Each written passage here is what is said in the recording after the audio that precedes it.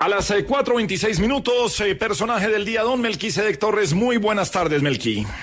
Gabriel, muy buenas tardes para usted, para los oyentes. Gracias por estar con nosotros de nuevo. Mi personaje del día, la reconstrucción de Providencia, que vuelve a estar en el ojo del huracán. Esta vez no del Iota, sino del huracán político, por cuenta de la breve visita que hizo el presidente Gustavo Petro, en la que cuestionó el alcance de la reconstrucción. Cualquier análisis, cualquier debate respecto de Providencia debe hacerse a la luz de un contexto muy particular. Una pequeña isla a más de 800 kilómetros del área continental, que en el momento del desastre tenía una capacidad precaria logística, un pequeño muelle, un aeropuerto de menor capacidad, servicios públicos deficientes y una capacidad de carga humana limitada, que debió atender luego más del 50% adicional por la llegada de miles de trabajadores. Una isla que fue destruida casi totalmente. La reconstrucción, hay que decirlo, no fue solamente de casas.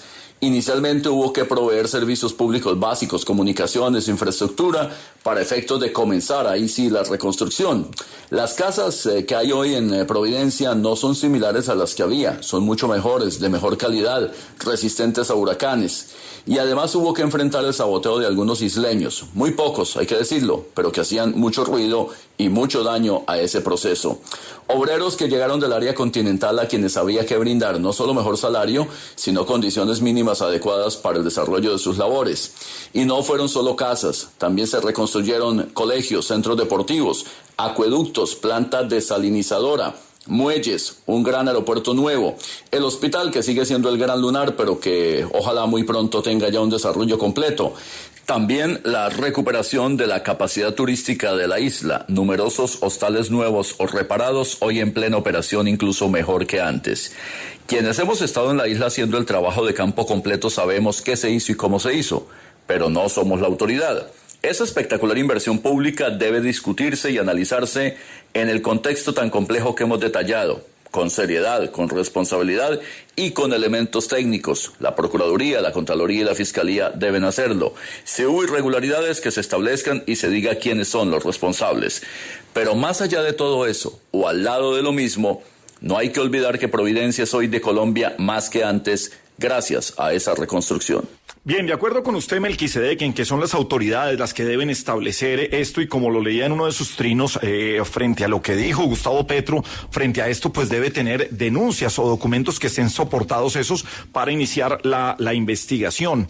Quienes estuvimos allá, como bien lo dice, y estuvimos 3 veces en la isla de Providencia y hablando con la gente raizal, encontramos varias imprecisiones frente a lo que se ha dicho aquí. Lo primero es que no se consultó con los raizales sobre las casas, sobre cómo iba a ser el diseño.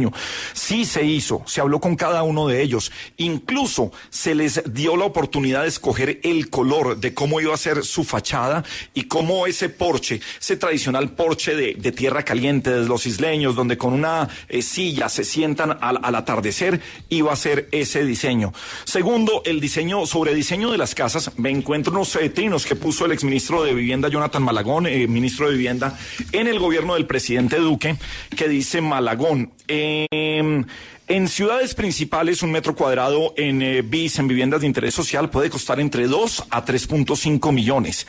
En la isla de Providencia costó entre 3 a 5.5 millones. ¿Alto? Sí. ¿Incorrecto? No.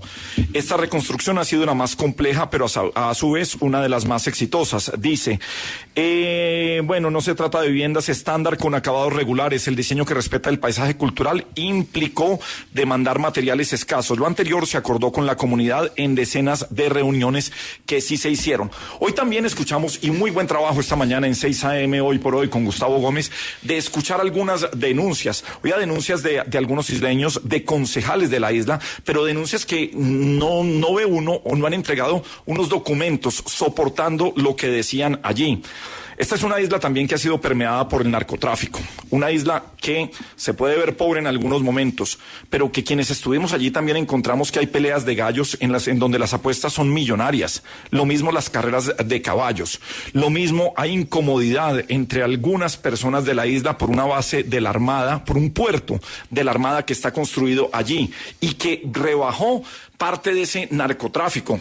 Recordemos el caso de la avioneta cargada con cocaína que llegó a la isla de Providencia y que desde allí en unas rutas de la cocaína salían en lanchas rápidas para Centroamérica y para los Estados Unidos. Ese puerto de la Armada no les gusta a muchas de las personas que viven de ese narcotráfico o de ese microtráfico que también está en esa isla. Son las autoridades totalmente de acuerdo que deben llegar, porque el promedio, otra cosa, no estamos hablando de viviendas que tengan en promedio 650 millones de pesos. El promedio de las viviendas está entre 350 y 400 millones de pesos cuando estamos hablando de un precio promedio de lo que son las viviendas en la isla. Una cosa es la reconstrucción de las viviendas, otra cosa, y tiene que ver también con la alcaldía, es la falta de celeridad para tener terrenos, demolición y construcción de un hospital, que yo creo que todos estamos de acuerdo, era lo primero que se tenía que hacer. Hoy, o desde hace ya algunos meses, un hospital no está desde hace mucho rato en tiendas de campaña. Adecuaron un sitio que no es el ideal, por supuesto, para una isla, pero no es el ideal como en tantos pequeñas poblaciones del país. Ahora, esa no es la gran excusa, pero sí vale la pena darle una mirada con otros ojos a San Andrés para ver qué se construye allá, qué es lo que pasó. ¿Cómo no se pueden construir viviendas con materiales débiles o ligeros? ¿Cómo se están construyendo unas viviendas para que aguanten un huracán? Viviendas, además, que fueron fijadas con base en lo que pasa en la Florida, en una zona donde llegan los huracanes.